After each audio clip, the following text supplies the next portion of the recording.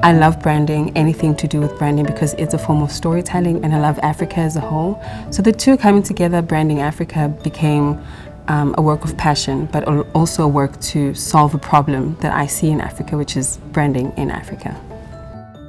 Branding Africa is a branding agency that assists African entrepreneurs, big and small, to build brands that will outlive them.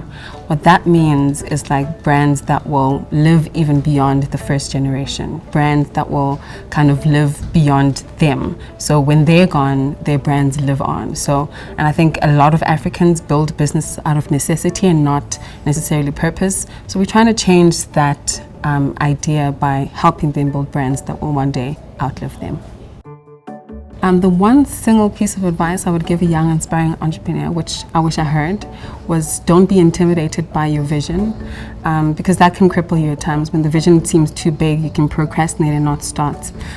So don't be crippled by your vision, don't be intimidated by it, but start where it's possible. There are so many companies that I find as an inspiration, and I want to mention two. I'll mention one local and international. Local is a new company called Spaza Eats by Talifani Banks, and he dared to compete against Uber Eats. Who does that? And that's why it inspires me. And on an international basis, I'll say MTN, because they have found a way to penetrate into the African market.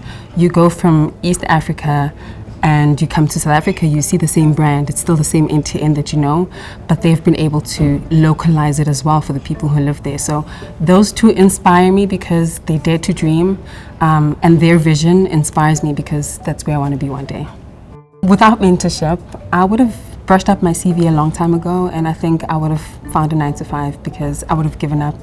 I think my mentors have emulated resilience to me, which, you know, pushes me to try again. Even if I fail, do it again until you do it right. So I think without mentorship, I wouldn't be here, really. I wouldn't be sitting in front of you and saying all of this because I wouldn't have a mentor. So it's quite important to me because it builds resilience in me.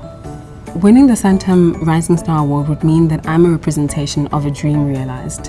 When I started my entrepreneurial journey, I didn't necessarily have an image of myself that I could see and say, that could be me. So I want to make African entrepreneurship success seem relatable. And by winning, it would be, oh my gosh, I can do it as well.